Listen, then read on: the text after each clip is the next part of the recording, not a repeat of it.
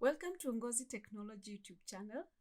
This is an academic research writing series. My name is Lucy Wanjiro, your research assistant. We are embarking on academic research writing journey, and these are just basic guidelines. We began with the research topic in our previous videos, and then we covered chapter 1, where we began with the chapter overview and the background of the study. Today we are covering the statement of the problem. Remember, I'm just using a general guideline. So today we are going to talk about creating a compelling research problem for your academic research paper. First things first, when you want to solve a problem, the first thing you do is to understand the problem and define the problem clearly. When you do that, it will be very easy to get a solution to the problem. Have that in mind. Remember, for your research to be meaningful and to create an impact, the statement of the problem must be very comprehensive. So today, we are going to explore on that format of writing a problem statement. I know there's so many things about the statement of the problem that people want to talk about. But I choose to look at the format. How does it look like? This statement of the problem. What is supposed to be inside there? Yes, and in every step of the way, I will illustrate using an example. Let's break it down. Number one, what is this statement of the problem? It is a clear and concise expression of the specific issue or concern that your research aims to address. A specific issue that your research aims to address. And number two, gaps in knowledge that your study is aiming to address. Now, in the format of the statement, the first thing that should appear there is an introduction. Like you should have an introductory statement. This statement should be captivating and engage your reader. It can be a thought, it can be a provoking question, it can be a quote, it can be a statistic. Whatever it is, whatever you choose your introductory statement to be, make sure it is going to engage your reader and capture their attention. Number two, that introduction should also have a brief overview of the subject area. Like, it's going to set the context for your research. For example, when I'm tackling a research topic on the impact of social media on the mental health of the youth in Kenya, my example would read something like this. Picture this: a rapidly evolving digital landscape influencing the way we connect, communicate, and perceive the world. In this dynamic environment, our study focuses on the profound impact of social media on the mental health of the youth in Kenya. Are you not captivated? Are you feeling like I have captured your attention? Maybe, maybe not. I hope so. As you decide which method to capture your reader's attention, make sure it is capturing your own attention. Read it out loud sometimes. See whether you're feeling your attention being captured through those words. Next, we have a background. Yes, your statement has to have a background. And what is this background? This background is a literature review. Very brief, summarized of existing knowledge, theories, practices that are related to your research problem.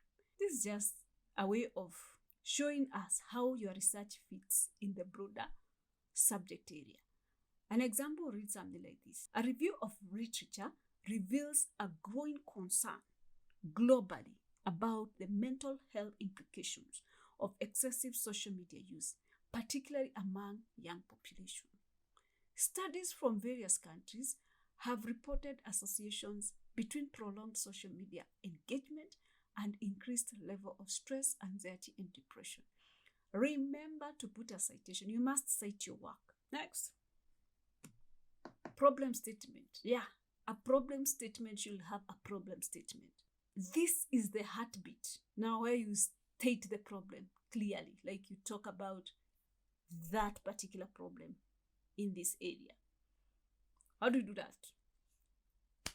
You remember the specific issue and the gap in knowledge. This is where you tell us what is this specific issue and what is this gap in knowledge that your research is addressing.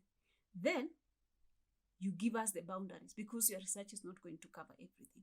So it could be something like this. Amidst this global discourse, our research pinpoints the need to understand how specific social media behaviors and platforms impact the mental well-being of the youth in Kenya. This study focuses specifically on social media use among Kenyan youth aged between 18 and 24, excluding other age groups.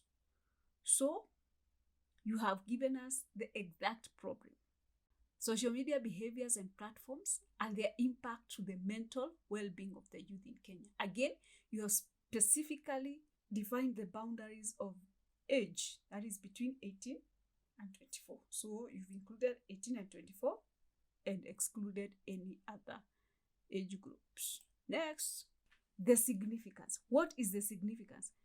Basically, it is telling us the relevance of your problem and the consequences of ignoring that problem.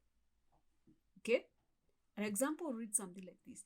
This research is significant as it addresses a critical gap in understanding the unique sociocultural context of the Kenyan youth.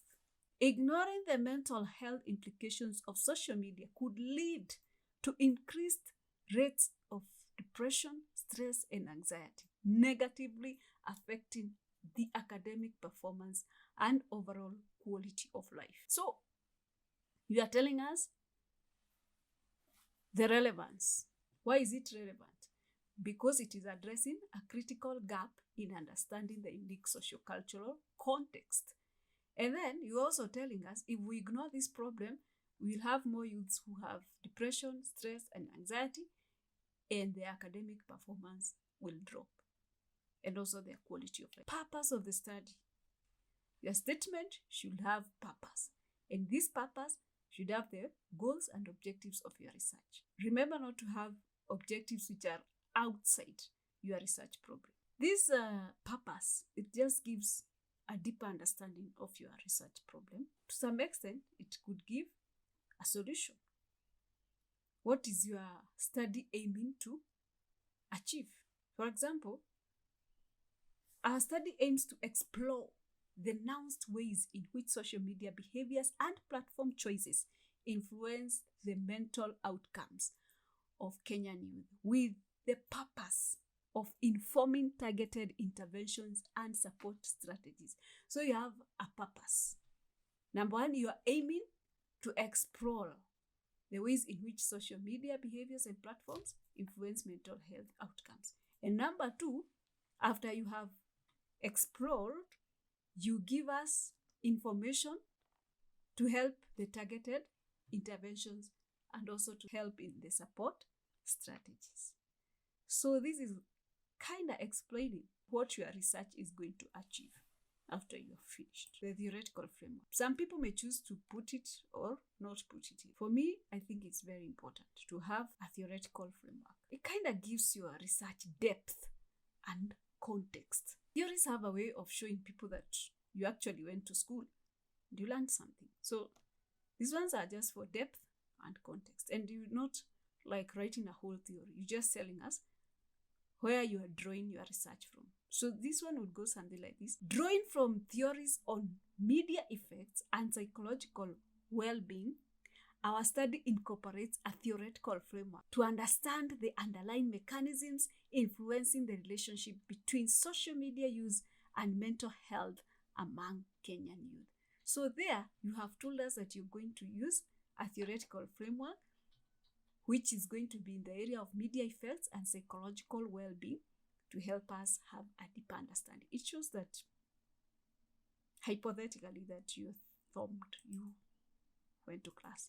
Ladies and gentlemen, that is the end of the format of our statement of the problem. In case you have any questions around this area, you can write them down in the comment section of this video. Again, remember to create a comprehensive, well-structured statement of the problem, because this is the foundation of your research paper. And it also gives your reader understanding and ensures your research is focused, relevant, and impactful. Well, thank you for joining our academic research journey today. If you found this video helpful, don't forget to subscribe, like, and share, and give us a thumbs up. Until next time, happy researching. My name is Lucy Wanjiru. Adios.